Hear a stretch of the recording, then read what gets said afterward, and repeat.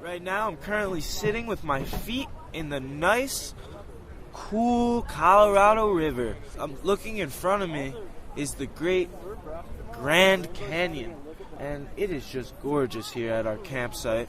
My feet are just wading in this water, sinking in the sand, and it is just unbelievable. I am in a state of zen.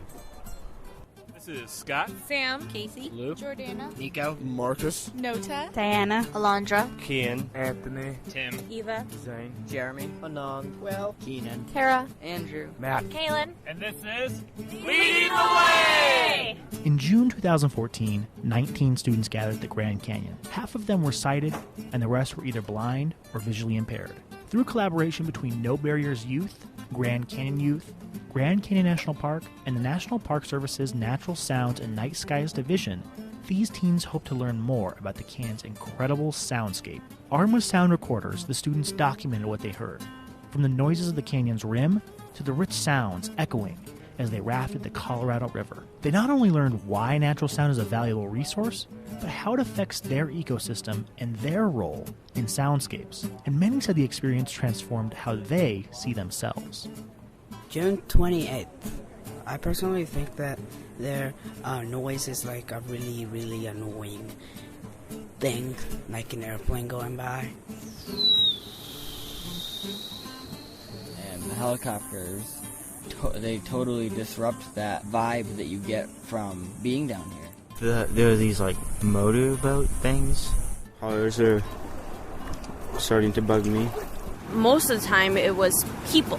Like, you don't hear many natural sounds when you're so honed into human voices. I really feel that, some cultures can really play a part in the, noise around them and create it, and it can all meld together as a beautiful melody.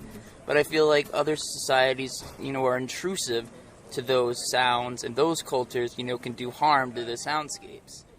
Today, I heard many animals, from the cicadas that you can hear chirping in the background.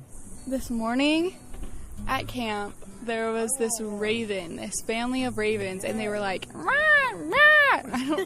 The water, it's very soothing, and I just like the sound since I live in the city. The bats at night, when they squeak, because I've actually never really heard a legitimate bat in the wild. I'm realizing that there are more noises than sounds, especially in my everyday life in Indiana. I mean, my experience has been probably the most amazing experience I've ever had. It's definitely opened my mind to various soundscapes that I paid attention to. If ears had peripheral vision, they would be in my peripheral vision. Now I've tried to incorporate them into my daily listening. It was the first night I got off the rafts and I was on the beach, and I just sat there and just listened to the water and the wind around me and all the insects and everything. It was just so beautiful. I've only been blind for about 4 years almost, and it was really probably one of the most beautiful moments I've had without my vision, just being able to take all that in.